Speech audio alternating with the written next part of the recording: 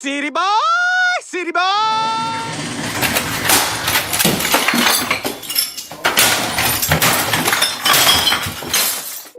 Ladies and gentlemen, it's your boy, Nate the Great, back with another video.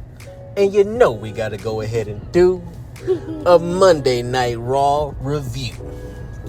And holy shit. Just once, I would like to pull up to you guys, you know what I mean, and just say, man, this show was a straight banger, dog. Straight slapper, bro. This show, Triple H is cooking, man. Just once, I would like to say this. But once again, here we are.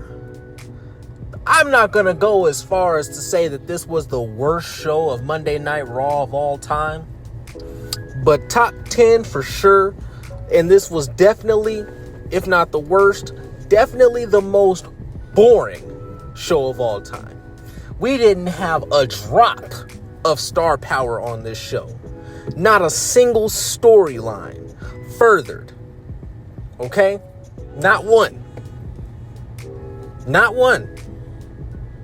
This show was the epitome of filler. Sure, we had Ria Ripley come out there, but all she did was come out and get her ass whooped. Sure, we had Cody Rhodes on the show tonight, but all he did was come out and have a match that we all knew he was going to win. So it wasn't a surprise. We all knew Cody Rhodes versus Randy Orton was going to be the final in the King of the Ring. We all knew this. And we all know who's going to win that match.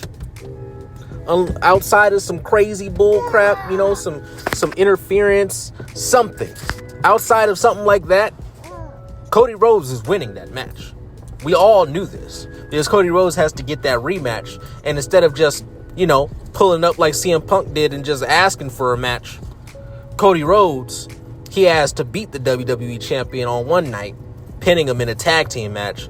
And then he has to go through the entire King of the Ring tournament just so he can actually get his rematch. Make it make sense? I can't. It's impossible because it doesn't make sense. This show does not make sense. And Triple H does not care about this show making sense. It just is what it is, man. We're right back to where we were, a couple of weeks ago? Man, like I said, man, this show was garbage, man. Let's go ahead and jump right on into it, man. We had a lot of stuff happen tonight. Not really, but you know what I mean. A lot of boring shit that happened tonight. So we're gonna go ahead, jump into the review. Like and subscribe to the channel, you know what I mean, and drop a comment below. Let me know what y'all thought about tonight's show, and let's go ahead and jump on into the review.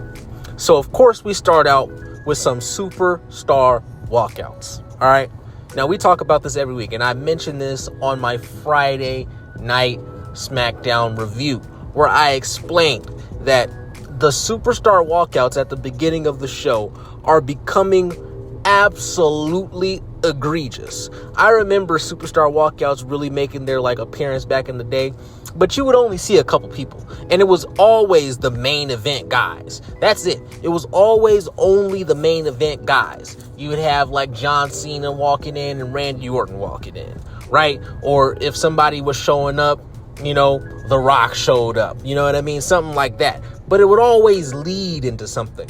It wasn't just showing you people walking into the arena for absolutely no reason. These things always led into something. But no, we got to see Cody Rhodes. We got to see Jade Cargill coming out. We got to see Roxan, Perez, Becky Lynch, Bayley. We got to see everybody come out. We got to see everybody. It's just getting bad, man. It's to the point where the show is 5 minutes in before we even get a single word from any of the superstars. So obviously, we know what's up next because this is Monday Night Raw. Therefore, Seth Rollins and his unnamed faction come out. Michael Cole calls them Seth Rollins and Company because they have no name. So we're just resorting to calling these people Seth Rollins and Company. All right. Now, one good thing about this show is the fact that Pat McAfee is still gone. I don't know how long he's going to be gone. I haven't read any reports or anything like that. You know, I normally don't do stuff like that unless it like just comes across my timeline or something like that. But Corey Graves is still there. Corey Graves is a breath of fresh air on the commentary table. I am so glad that I don't have to listen to Pat McAfee just soundbite all night and not add literally anything to the show. So glad to see Corey Graves back. Here comes Seth Rollins. All right. Seth Rollins gets into the ring. And before he gets in the ring, obviously, the crowd is like ridiculously behind him. It's absolutely insane. The whole stadium is just at the top of their lungs. The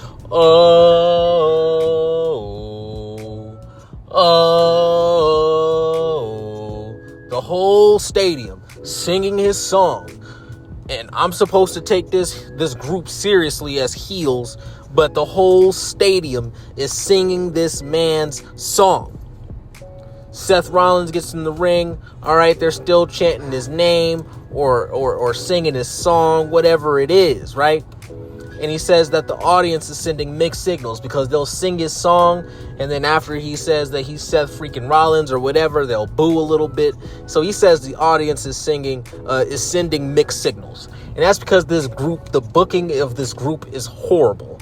And the presentation of this group is also horrible. You're supposed to be heels, yet, and for some reason, you still have your babyface music.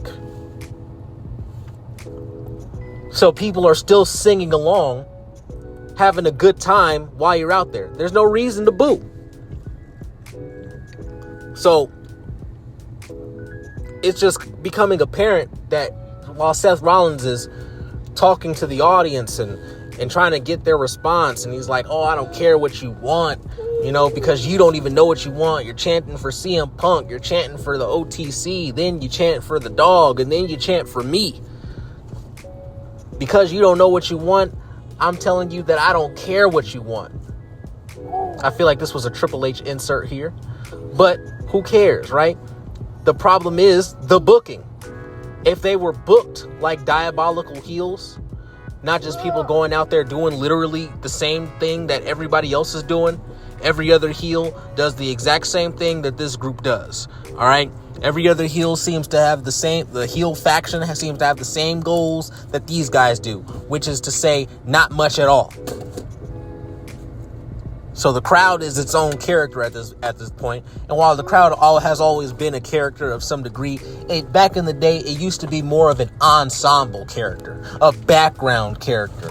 But now it is a main recurring character on every single television show. All right.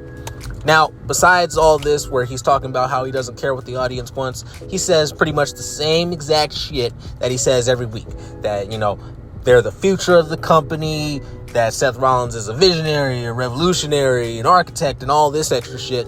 And then he says that Penta has been getting into his business, so he sets up a match between Braun Breaker and Penta. And that's the match that we get up next, okay? So it's Penta versus Braun Breaker, and this match wasn't really much to write home about. It was pretty slow, pretty boring in my opinion. This match lasted way too long. All right, this is the kind of match that I talk about that buries people like Braun Breaker. He's supposed to be this explosive, powerful guy who just runs through and just dominates people. Yet it takes him 14 to 15 minutes, you know what I mean, to beat Penta, somebody who's never won a damn thing. All right. He's won some matches, of course, right? But he's never won anything. And you're having trouble. It takes you a quarter of an hour to beat Penta. That does not look good on Braun Breaker. Braun Breaker continues to look like a jobber. Obviously, Braun Breaker won this match, all right? The way that he won is Penta was attempting to do like a springboard off the second rope, I believe. Yeah, he was trying to do his the springboard off the second rope, and then Braun Breaker caught him in the middle of it with a spear. 1, 2, 3. The match is over, and Seth Rollins walks up to Penta and basically tells him, "This is my last warning to you. Stay out of my business." Next up, we get AJ Styles backstage with Adam Pearce. Adam Pearce tells AJ Styles that Dom is somehow injured. He doesn't say what the injury is, how long he's going to be out, or any of that. All he says is that Dom is injured, it's a legit injury, and that he won't be back for the foreseeable future. But when he does come back, that AJ Styles will be first in line, because AJ Styles was supposed to have a match with Dom, I believe, tonight. Okay? After this, New Day comes in, and, they're like, "Hey, we wanted to talk to you about a photo shoot that we wanted to do." And Adam Pearce is like, "A photo shoot? I wanted to talk to you guys about a match." They're like, "A match?" You know what I mean? Crazy. They're like, "A match?" And then Adam Pearce is like, "Yeah, I'm going to have you two go up against JD McDonough and Finn Balor next week." Yay! Another rematch. This is like, isn't Triple H cooking, y'all? Like, is he not cooking? Is Triple H not stirring it up, whipping it with the wrist motion? Is he not? Let me know. All right. So he makes that match official.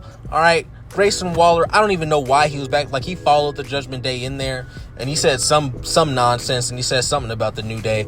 All right. I don't know if he's trying to join the New Day or what the case is. All right. Whatever. Okay. We move on. Next up, we got an interview from Goldberg by Michael Cole. And this interview, Michael Cole basically just asked Goldberg, "All right, so obviously you said you wanted to get revenge on Gunther. Seems like that revenge is coming in the next 2 weeks. What brought you to this decision?" And it's like, this is a dumbass question. We already know what brought Goldberg to this decision. Goldberg basically says what we all know. Gunther disrespected him, disrespected his family, and as long as he has air and life in his lungs, then and he's able to step into the ring, then he's not going to let anybody disrespect him like that. So he's going to F Gunther up, is basically what he says, and we move the fuck on. All right. Next up, we get the obligatory Judgment Day segment. All right, the weekly obligatory Judgment Day segment. And this segment, what can I say about it? All right, Dom, he's back there. Raquel's back there. Roxanne's back there. Liv Morgan is obviously out with her elbow or shoulder injury. I think they said she jammed her shoulder or something like that. And she's supposed to be out for some months. So, obviously hoping for her speedy recovery and eventual return. And yeah, what can I say about this? All right, everybody back there, everybody in this area except maybe Dom, but even Dom, like, as far as his record goes, everybody back there is a freaking jobber. So it's like, I can't take literally any of these people seriously. All right, so Finn Balor basically just tells Roxanne Perez that she has to, be dominant, has to be that enforcer, has to get angry if she's not, and she can't let Rhea Ripley step all over her. Okay.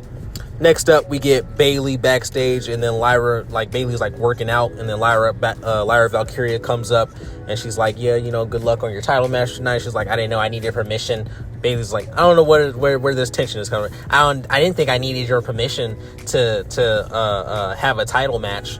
I don't know where this tension came from." But all of a sudden, Bayley is acting like an ass to Lyra, even though they were just getting ready to compete for tag team championships just a month and a half ago, 2 months ago at this point. But whatever, okay? That's what ends up happening. They're mad at each other for some reason. We move the fuck on. All right. Roxanne Perez versus Jade Cargill is up next. This match was pretty decent. I enjoyed the ring psychology in this one. Roxanne Perez, even though she's just so small that I can't really take her seriously, the way that they did this match, they produced this match, it actually made it make some kind of sense, where she has to take out the legs of the big person, take away that power base and attempt to get the win that way. All right, so I did like that part of the match, but Obviously, Roxanne wasn't going to win this. This is Jade's time. So Jade Cargill, she won this. She hits Roxanne with a power bomb. All right. And then flips her over, hits her with a Jaded. This whole thing was like slow and botchy at the very end. I think she like forgot what she was supposed to do because she was about to hit her with a second power bomb. But then the ref like said something to her, and then she went ahead, switched it around to a Jaded, and then that's what happened. 1, 2, 3. We move on. Okay. So next up after this, we got Asuka coming out after Jade wins, and then they have like a face off in front of the Queen of the Ring crown. Okay, we move the fuck on. All right, we get Sheamus backstage talking to Alpha Academy, talking to Tozawa, Natalya, and Maxine Dupree. Now, Sheamus, for like the third or fourth week in a row, was talking to Maxine Dupree and Natalya about how they could possibly be the women's tag team champions. All right. I'm tired of hearing about it. I know Liv just got injured, so, we're probably not going to be able to get that match for a while at this point. But if Liv is injured, then that means that the tag team championships need to be vacated unless Roxanne is going to take over as, the tag team champion, the interim tag team champion in the meantime. If not, then it's time that we go ahead and drop those titles, because why wouldn't you? Why would you keep the title on somebody who's injured and is potentially going to be out for 3 to 6 months? So whatever. Okay. There's that. There's a whole lot of slurping backstage. Oh, Sheamus, you could have won. I'm sorry that it didn't work out for you. You just got to remember how great you are. All right. Rusev walks up. Him and Sheamus, they have a little interaction backstage. I don't really care about this. Sheamus, says that he has some beats in a barrel for him. Rusev calls himself a god. All right, whatever. Okay, we move on. Next up, we get a promo from Gunther. Now, Gunther cuts a very fiery promo on Goldberg. All right. He says that Goldberg is a myth. This ain't 1999 anymore. You know what I'm saying? He's not gonna, he's the best professional wrestler in the world. So he's not afraid of Goldberg and all this. He's going to destroy the myth of Goldberg or the legend of Goldberg. One of those things that he said. But here's the problem with this promo. Okay. It was all right. It was like a decent enough promo, but here's the problem with it. I don't believe it. Why didn't you say all this last week when Goldberg came out and punked you straight to your face? This is the problem with Triple H's booking of Gunther. All right, Gunther's supposed to be this big badass, this amazing professional wrestler, the ring general, right? Yet for some reason, everybody that Gunther goes up against, he's scared of them. This makes no sense.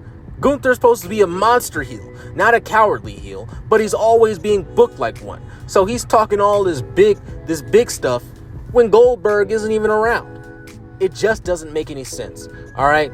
So there was that. I could not find myself caring about this promo for the reason that I just stated. All right. Next up, we got an interview from Becky Lynch. All right. I forget who it was. I think Kathy Kelly. She walks up to her and says, what do you think about your match tonight with Bayley? And then she's like,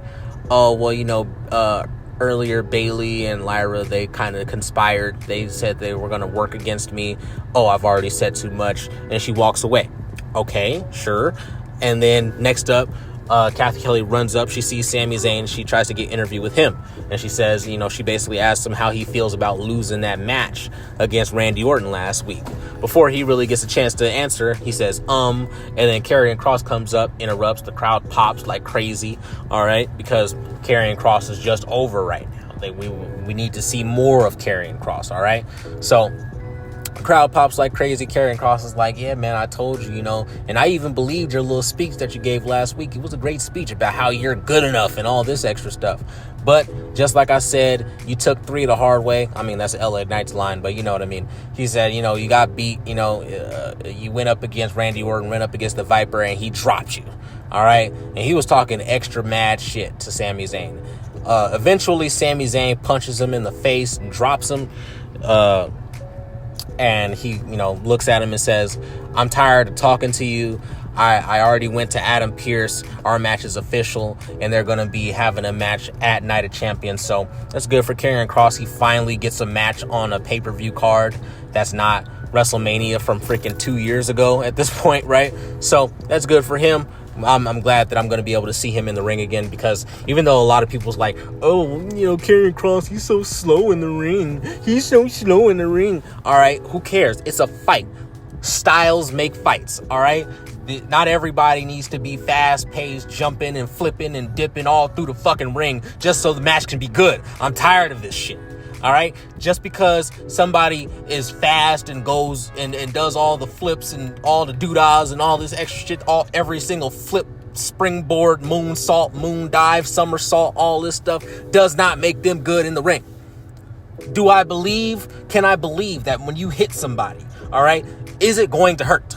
That's what I care about. And I believe that when Karrion Kross, hits somebody, quote unquote, I believe that it's going to hurt. So I'm very excited to see this match between Sami Zayn and Karrion Kross. We move the fuck on. Next up, we get Bayley versus Becky Lynch. All right. This match was whatever. It didn't take too long before Lyra got involved. There was a point in time where Becky Lynch was trying to bury Bayley under a bunch of chairs, under both announce chairs, and then she threw a couple of steel chairs on top of her and just tried to bury her under there and win by countout. Lyra comes out to help out Bayley, and then she's kind of getting involved in the match after that. All right, so she's trying to help Bayley, but eventually she loses her cool and she ends up attacking Becky. Becky wins by DQ, and obviously Bayley is highly upset with Lyra Valkyria, so we have a triple threat match on the horizon, obviously. Okay, we move on. Chad Gable's backstage with Ivy Nile. He's like, oh, I don't know if don't tell the other guys, but you always be my favorite. But you should have won that match last week, and you should have won your match for the Queen of the Ring. You gotta take this thing by the horns. You gotta wipe your enemies out completely, whatever, right? Chad Gable's talking big shit when Chad Gable has never won a damn thing in his life besides the Speed Championship. All right, besides the Speed Championship, Chad Gable has never won a damn thing in his life, yet for some reason he feels like he has the authority. And the same with people like Santos Escobar. Bro, you haven't won anything ever in your life. I think you maybe had a United States title reign before, but the majority of his career he's been an abject jobber, and yet he has the nerve to sit here and try to talk down to Berto and Angel. Doesn't make any sense, and this doesn't make any sense because Chad Gable never wins anything ever. All right, so Penta comes up. Chad Gable's like, all right, hey, yeah, hold on, let me handle this real quick. Chad Gable's talking shit to Penta about him losing. He then ends up getting super kick, and Penta hits him with the sacrifice where he grabs his arm and snaps it back. And maybe in kayfabe storyline mode, maybe he like broke his shoulder or like dislocated his shoulder or something like that. Next up, we get Raquel Rodriguez. All right. She comes out to the ring. She cuts a promo. Half of it is in Spanish, and she ends up calling out Rhea Ripley out to the ring. She calls Rhea out. They have a brawl. All right. They have a brawl, and Roxanne has the upper hand at first, but then Rhea Ripley ends up getting the upper hand a little later on in the brawl. Roxanne comes out to help, and Rhea ends up getting Tejana bombed through a table after the distraction by Roxanne. So let me tell you why I don't care about this. I don't care about this because Miss Raquel has never won a damn thing. All right. Besides those tag team championships with Liv, she has never won a damn thing. She loses damn near every single match that she's in where she's fighting for herself. She loses damn near every single one. All right. So the fact that Rhea Ripley is out there and she's, trying to get into a feud with Raquel, whatever, over, I guess, her pulling her out the ring and like costing her a match at some point. She's fighting with losers at this point. Like, move Rhea to SmackDown. It's over. How am I supposed to care about this? Raquel is an abject jobber, okay? So how am I supposed to care that she's going to be in a feud with Rhea Ripley?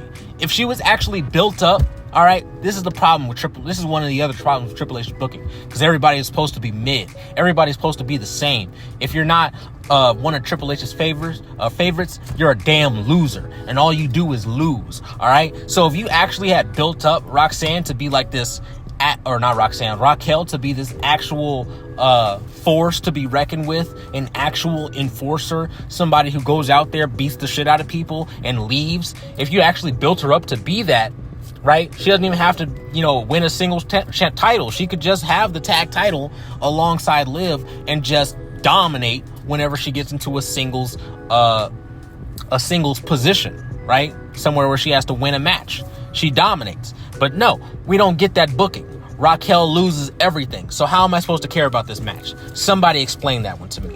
Whatever, we move on. After the commercial, Rhea comes into Adam Pearce's office. She asks if the match is official. Pearce says that he couldn't say it better himself. So Raquel versus Rhea Ripley is now official. Next up, we get the main event. The main event that we all understood, we all knew the ending of. I hardly paid attention to this match because I already knew what was going to happen. So it was hard for me to get invested into the match. All right.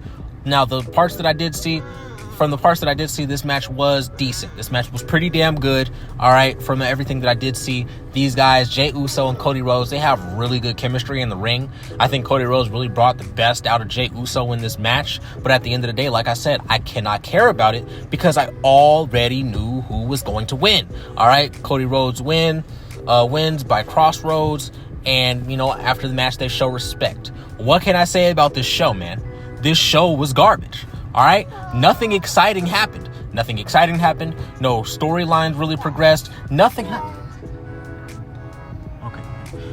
happened at all. All right? So, hey, man, I genuinely, I have no idea what I can really say about this show. I'm not more excited about Night of Champions because I already knew what was going to happen. The only match that I'm really looking forward to at Night of Champions is probably Jade Cargill versus Asuka. But even then, I'm like, I don't really care. All right. But at least Jade Cargill versus Asuka, it's a match where it's going to be the old guard versus the young guard, or the new guard, newer, since Jade is in her 30s, early 30s, I believe, but she's in her 30s and not too much younger than Asuka. But at the same time, it's the newer guard versus the old guard. So that's something that I can get behind. Unlike fucking, Cody Rhodes versus Randy Orton in the damn King of the Ring. Just doesn't make any sense. So let me know what y'all thought of the show down in the comments below. Like and subscribe if you want to hear some more. And this has been your boy, Nate the Great, back with another video. And I'll see you in the next one. Peace.